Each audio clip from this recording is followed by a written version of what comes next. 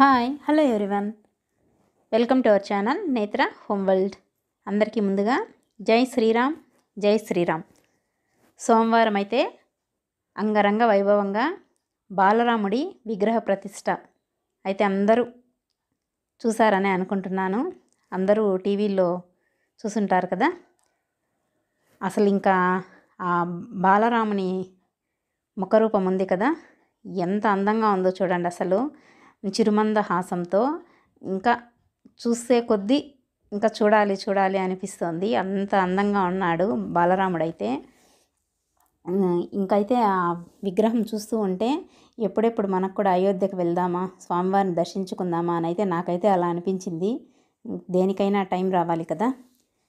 ఇంకా మనకి అయోధ్య నుంచి వచ్చిన ఇంకొక మెసేజ్ అయితే, అందరూ ఆ రోజు 5 దీపాలు వెలిగించుకోవాలి అనేసి అయితే అయోధ్య నుంచి అందరికీ అయితే మెసేజ్ అయితే వచ్చింది. 5 దీపాలని కాదు, మనం ఎన్నైనా వెలిగించుకోవచ్చు అనమాట. అది మన ఇష్టము. కాన్సెప్ట్ ఏరా అంటే అక్కడ దీపారాధన చేయాలి. ప్రతి ఒక్కరూ ఆ రోజు దేవుని నామస్మరణతో ఆ రాముని పేరు జపించుకుంటూ దీపారాధన చేసుకొని రాముని భక్తిలో ఉండాలి అనేది అక్కడ మెసేజు. ఇంకేం లేదు. ఆ దీపాలు ఎన్నైనా వెలిగించుకోవచ్చు అనమాట, మన ఇష్టము. అందులోనూ ఈ దీపాలు వెలిగించుకోవడానికి కారణం కూడా ఉన్నది. అందరూ దీపాలను తలపించేలా అందరూ ముంగిట కానీ ఇంట్లో కానివ్వండి దీపాలను పెట్టాలి అని చెప్పారు కదా.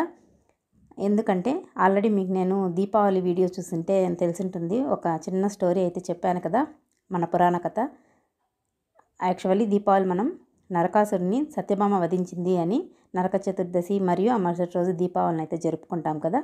కానీ ఇక్కడైతే ఇంకొక పురాణ కథ కూడా ఉంది. రాముల వారు వనవాసం చేశారు కదా. ఆ 14 ఏండ్లు వనవాసం చేసిన తర్వాత అయితే అయోధ్యకి తిరిగి వచ్చారు కదా మళ్ళీ.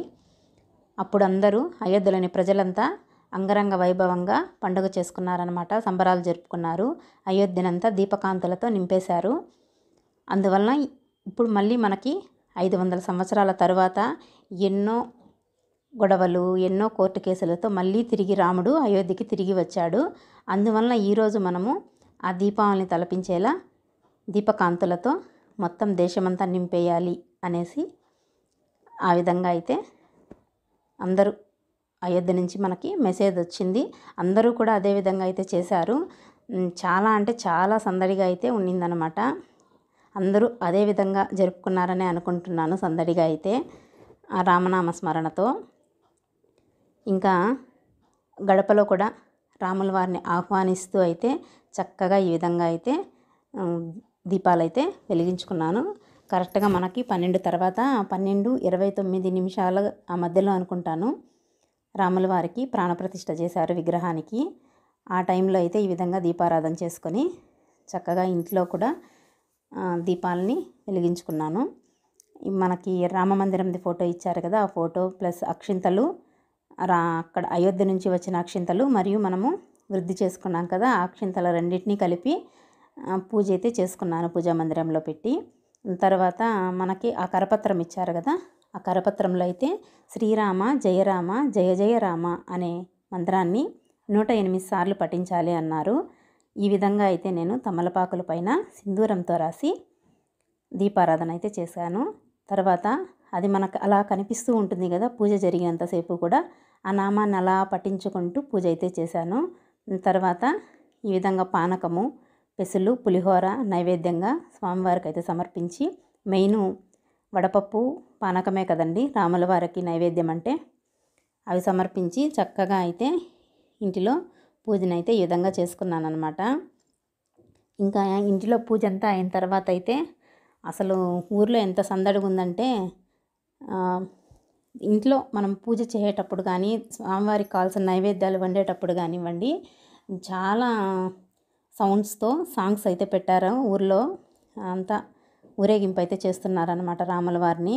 నాకు తెలిసినటువంటి స్తోత్రాలని చెప్పుకుంటూ ఆ సాంగ్స్ వింటూ రాముల వారివి అవి కూడా చెప్పుకుంటూ ఇంకా రామనామ స్మరణే అనమాట. ఆ విధంగా అయితే పూజ అయితే చేసుకున్నాను. ఆ తర్వాత ఈ విధంగా ఊర్లో ఉన్నటువంటి సీతారాముల ఆలయానికి అయితే వెళ్ళాము. తర్వాత స్వామివారిని నైట్లో ఇలా ఊరేగింపుగా తీసుకొచ్చారనమాట సీతారాముల అని. ఎంత అంగరంగ వైభవంగా జరిగిందంటే, ఆ రాముల వారి పాటలు పెట్టుకుంటూ ఈ విధంగా డ్రమ్స్తో డ్యాన్సులు వేసుకుంటూ చక్కగా అయితే ఈ విధంగా స్వామివారిని ఊరేగింపు తీసుకొచ్చారు. తర్వాత స్వామివారి ఇలా ఊరేగింపు వచ్చేటప్పుడు ఎవరి ముంగిట వాళ్ళు ఈ విధంగా చక్కగా ముగ్గులతో అలంకరించి రాముల వారికి స్వాగతం అయితే పలికారు. ఇంకా స్వామివారి రాముల వారి సాంగ్స్ ఉంటాయి చూడండి, ఎప్పుడో చిన్నప్పుడు వినినవి కూడా మనం అలా మర్చిపోయి ఉంటాం కదా, కొన్ని చాలా రోజులు అయిన తర్వాత కొన్ని మర్చిపోయి ఉంటాము, అవి కూడా స్మృతిలోకి వచ్చేసాయి అన్నమాట.